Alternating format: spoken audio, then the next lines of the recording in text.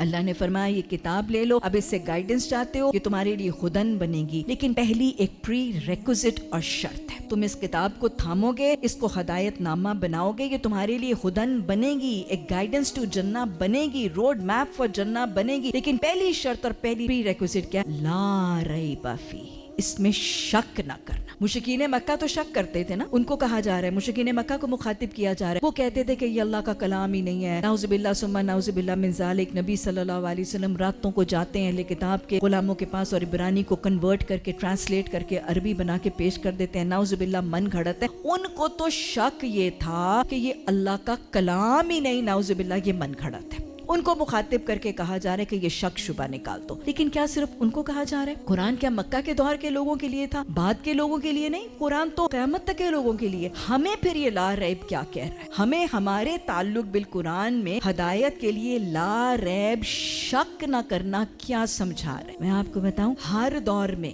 آج کے دور میں بھی شیطان قرآن سے جڑنے والوں کے دلوں میں صرف شک نہیں, شک سے بھی بہت آگے یقین تک ایک خیال ڈالے ہوئے, اور یہ ہمارے معاشرے کا بھی خیال. شیطان نے بہت سے لوگوں کے دلوں میں یہ شک کو یقین کی حد تک ڈال رکھا ہے کہ یہ جب قرآن ہے نا, جو یہ کتاب جو ہے نا, جب اس کو پڑھو گے اور اس کے مطابق پورے کے پورے بدل جاؤ گے نا, اور اس کے احکامات کو اگر پورے کا پورا اپنا لو گے, اس کے احکامات کے مطابق لباس, اس کے احکامات کے مطابق کاروبار اور سود کا چھوڑنا, اس کے احکامات اور تعلیمات کے رنگ میں جب اپنی ساری زندگی رنگ لو گے نا, تو شیطان نے یہ شک نہیں یقین ڈال دیا. اس کے مطابق اگر پوری کی پوری زندگی ٹرانسفارم کر لو گے تو شاید تمہارے ہاتھوں سے کوئی فائدے چلے جائیں گے, شاید تم زندگی کے کچھ ایڈوانٹیجز, کچھ کامیابیوں, ترقیوں سے محروم ہو جاؤ گے, اور شاید تمہیں کچھ نقصان اٹھانے پڑے. یہ شک ہے جو ہمیں اپنے دل سے نکالنا ہے. بالکل سٹارٹ ہمارے قرآن کے مطالعے میں ہمیں یہ شک اپنے دلوں سے کھرچ کے نکالنا ہے. کیونکہ میں آپ کو بتا دوں, کسی بھی تعلق میں جب شک آ جاتا ہے نا, وہ تعلق پنپنے نہیں پڑتا. شک کی دراڑ, شک کا کریک کسی بھی ریلیشن شپ یا بانڈ میں آ جائے. ارے ماں بیٹی کے تعلق میں شک آ جائے کہ اماں اس بہن کو زیادہ پیار کرتی ہیں, بتائیں کیا وہ بانڈ گرو کرتا ہے؟ میاں بیوی کے تعلق میں اگر شک کی دراڑ آ جائے تو میاں بیوی کا تعلق برباد ہو کے رہ جاتا ہے. تو اگر قرآن کے طالب علم اور قرآن کے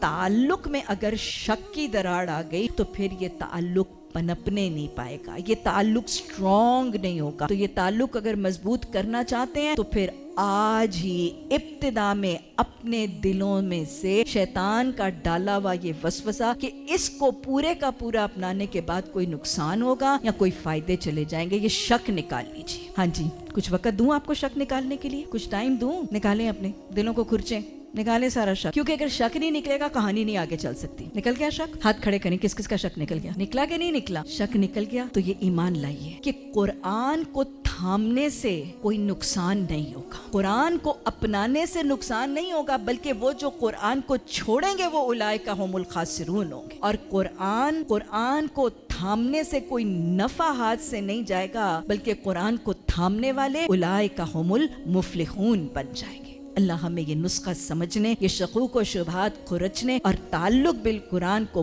پختگی سے تھامنے کی توفیق عطا فرما.